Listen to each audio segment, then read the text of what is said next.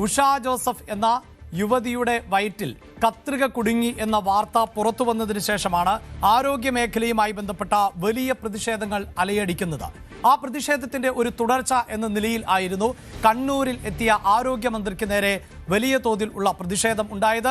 ആ പ്രതിഷേധം ആണ് ഇപ്പോൾ ചർച്ചാ വിഷയമായി മാറുന്നത്. KSUവിന്റെ ഭാഗത്ത് നിന്ന് ഉണ്ടായത് അക്രമ പ്രതിഷേധം ആണ് എന്ന് പറഞ്ഞു വെക്കുന്ന സാഹചര്യം ഉണ്ടാകുന്നു.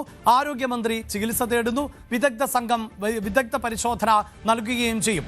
അത്തരം പരിശോധനകൾ എല്ലാവർക്കും നൽകേണ്ട ഉത്തരവാദിത്വം നമ്മുടെ ആരോഗ്യ മേഖലയ്ക്കില്ലേ? മന്ത്രിക്ക് മാത്രം ഈ കഴുത്തിന് വേദന ഉണ്ടാകുമ്പോഴും കൈ പിടിച്ച് തിരിച്ചാലും ഒക്കെ വിദഗ്ധ സംഘം എത്തിയാൽ മതിയോ?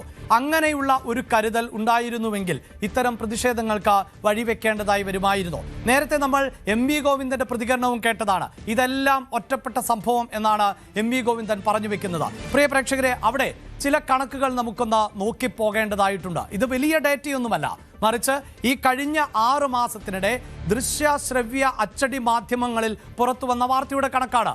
ആ വാർത്ത പ്രേക്ഷകരുമായി പങ്കുവെക്കുമ്പോൾ ഒരു കാര്യം ഉറപ്പിച്ചു പറയുന്നു: നമ്മുടെ ആരോഗ്യ മേഖലയിൽ രാപ്പകൽ ഇല്ലാതെ ആത്മാർത്ഥമായി ജോലി ചെയ്യുന്ന നിരവധിയായ ഡോക്ടർമാർ ഉണ്ട്, നഴ്സുമാരുണ്ട്, മറ്റാരോഗ്യ പ്രവർത്തകർ ഒക്കെയുണ്ട്. അവർ ഡ്യൂട്ടി സമയം പോലും നോക്കാതെ ഒരു അസുഖത്തിന്റെ തീവ്രത മനസ്സിലാക്കിക്കൊണ്ട് കൃത്യമായി ചികിത്സിക്കുന്നവർ ഉണ്ട്.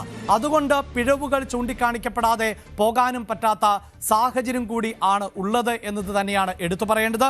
ഇവിടെ പ്രേക്ഷകരുമായി പങ്കുവെക്കുന്ന വിവരം ഇത്തരത്തിൽ മാധ്യമങ്ങളിൽ വന്ന വാർത്തകൾ മാത്രമാണ്.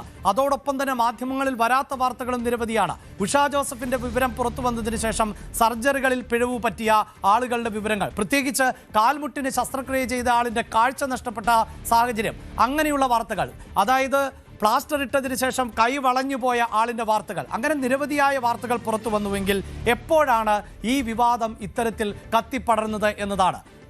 ഈ മാസം, അതായത് ഫെബ്രുവരി മാസം 19-ാം തീയതിയായിരുന്നു വീട്ടമ്മയുടെ വയറ്റിൽ കത്രിക മറന്നുവെച്ചു എന്ന വാർത്ത പുറത്തു വന്നത്.